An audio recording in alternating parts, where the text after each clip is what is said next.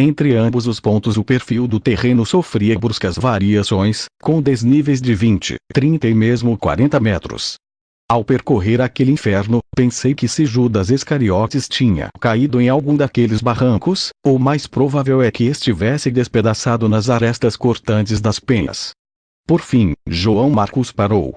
Nos encontrávamos a uns 200 metros em linha reta da muralha e num daqueles calvos promontórios. Apontou-me uma figueira nova nascida milagrosamente entre as rochas e fendas da rocha, que, tal como me tinha explicado, crescia com metade da ramagem para o ocidente e por cima do abismo. Lentamente, aproximei-me da beira do precipício. O rapaz, inquieto e trêmulo, agarrou-se ao meu braço. De início, nada distingui de anormal. O barranco caía quase na vertical, de uns 35 ou 40 metros. Mas a meia claridade da madrugada era suficiente para ver lá embaixo com nitidez. Depois de uns 2 minutos de nervosa busca, João Marcos deu um grito que por pouco não me fez perder o equilíbrio. Ali! Olha, está ali! Segui a direção do dedo e, com efeito, confundido entre as pedras, avistei um vulto leitoso, imóvel que, do meu ponto de observação, parecia um homem envolvido em qualquer coisa semelhante a uma túnica ou manta branca. Ordenei a João Marcos que não saísse dali e escolhi um dos atalhos para começar a descida. Depois de não poucas voltas, escorregadias e sobressaltos entre as paredes resvaladiças do precipício, vi-me por fim no fundo do barranco, a pouco mais de 4 metros do corpo. Observei-o sem mover um só músculo. Parecia desmaiado ou morto. Evidentemente, era um homem, envolto numa túnica cor de marfim, semelhante à que Judas usava. Estava de barriga para baixo, com a perna esquerda violentamente flexionada por baixo do abdômen. Quando, finalmente, me decidi a avançar para ele, uma coisa negra, grande e peluda, como um coelho saltou por baixo dele, fugindo para as sarças próximas. Parei. Um calafrio correu-me pelas entranhas. As ratazanas tinham começado a devorá-lo. Apressei-me a virá-lo e o rosto imberbe, pálido e afilado de Judas Iscariotes apareceu na minha frente. Tinha os olhos abertos com a expressão do horror nas pupilas. Um dos globos oculares tinha desaparecido, com as investidas dos roedores. Por mais que examinasse o corpo, não notei sinal de sangue. Só um delgadíssimo fio seco vinha da comissura direita da boca. Tinha o cinto atado ao pescoço. Ao observá-lo, vi que não estava partido ou esgarçado. Simplesmente, como dissera João Marcos, tinha se desatado. Apertava a garganta de Judas, mas, para surpresa minha, a conjuntiva ou membrana mucosa que forra as pálpebras e a zona anterior dos olhos não apresentava as características manchas vermelhas dos enforcados. Afastei o cabelo negro e fino, mas também não observei aquele tipo de equimose atrás das orelhas. A língua não estava presa entre os dentes, nem exibia o habitual tom de azul, sinais característicos entre os enforcados. Se realmente se tivesse registrado a obstrução completa de toda a irrigação e circulação cerebral, a cara de Judas estaria embotada. No entanto, o seu aspecto, apesar das 15 horas que possivelmente teriam decorrido desde o óbito, era quase normal. As pupilas que primeiro se haviam dilatado, tinham começado diminuindo, entrando na fase de miose, possivelmente, a partir das 9 da noite de sexta-feira. Apresentava também a lividez própria do estado post-mortem, mas, insisto, as veias jugulares e artérias carótidas não apresentavam sinais de estrangulamento, habituais nos enforcados. Perante aquele conjunto de provas negativas, a minha impressão pessoal foi a seguinte: Judas Iscariotes não tinha morrido por enforcamento, mas de queda. Em medicina legal está perfeitamente determinado que para se dar a obstrução total das jugulares são precisos uns 5 kJ. No caso das carótidas, entre 10 a 15 kJ, N. Do M. Esta teoria viu-se apoiada com a palpação dos membros e do resto do corpo. As pernas e um dos braços tinham sofrido fraturas quádruplas e os derramamentos internos eram generalizados. Mas o que acabou por me convencer foi o som do crânio, ao agitá-lo nas mãos. Aquele som, parecido com o de um saco de nozes, era típico das pessoas que sofreram uma queda de grande altura. Embora fosse verossímil que o traidor, no seu desespero, não desse convenientemente o nó do cinto, caindo antes de morrer por enforcamento, nunca pude compreender como aquele homem, geralmente meticuloso, pôde cometer tal erro. Voltei a deixar o corpo sobre as pedras e, depois de lhe fechar os olhos, ou o que deles restava, permaneci uns minutos de pé e em silêncio contemplando o desgraçado.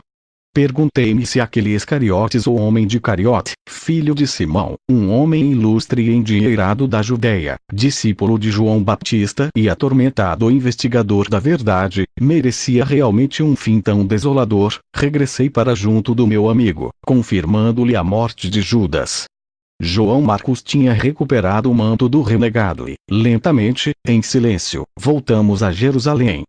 Uma vez na cidade, depois de lhe pedir que me levasse até casa de João Zebedeu, solicitei-lhe que se pusesse em contato com a família de Judas, a fim de ir levantar os seus restos mortais antes que as ratazanas e os animais da hiena acabassem por desfigurá-lo.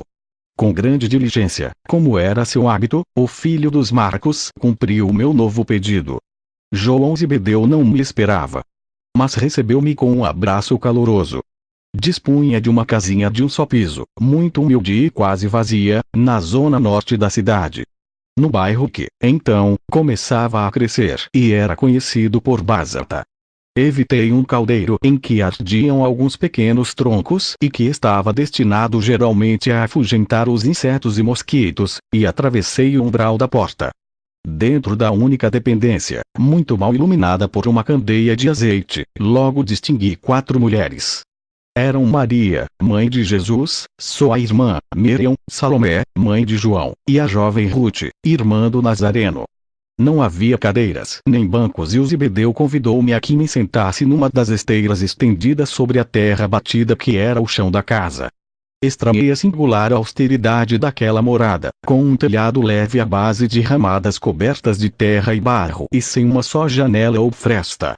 Soube depois que aquela não era a residência habitual dos Zebedeus. Esta situava-se ao norte, na Galileia. João não me apresentou às mulheres. Não era costume, mas, além disso, também não era preciso. Todas as hebreias se mostravam especialmente solícitas com Maria. Uma delas acabava de lhe oferecer uma escudela de madeira com leite. Mas a mãe do Galileu não o queria beber. Quando os meus olhos se foram habituando à penumbra, verifiquei que tinha a cabeça descoberta.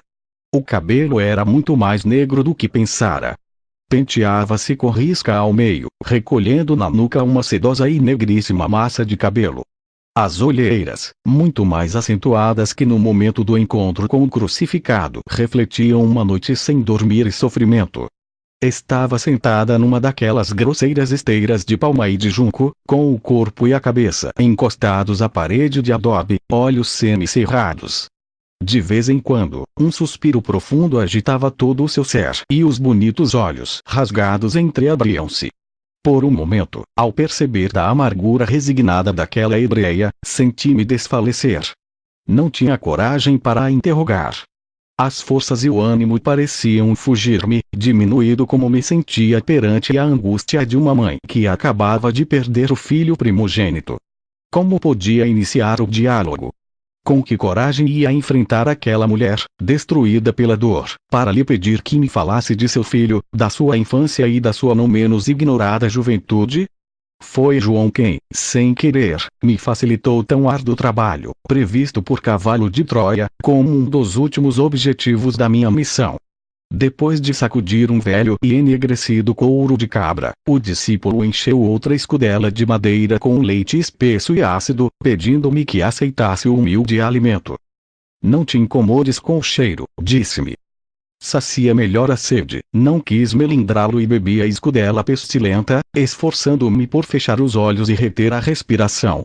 Quando acabei, o Zebedeu recebeu o recipiente e, apontando o manto de linho branco que eu trazia suspenso do cinto, exclamou: "Vejo que não esqueceste o teu presente." Baixei os olhos e compreendi.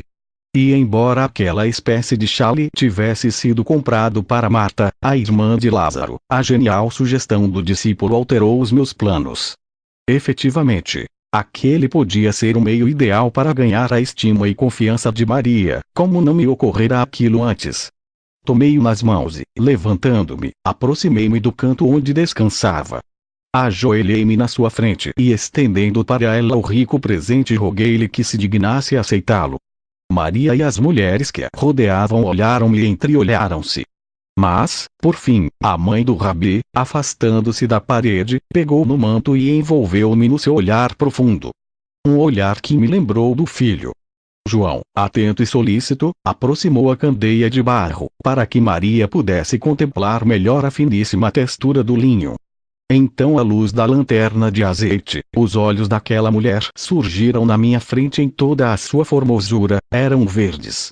Depois de acariciar o tecido, Maria levantou de novo os seus olhos para mim e, mostrando-me uma dentadura branca e perfeita, exclamou: "Obrigado, filho."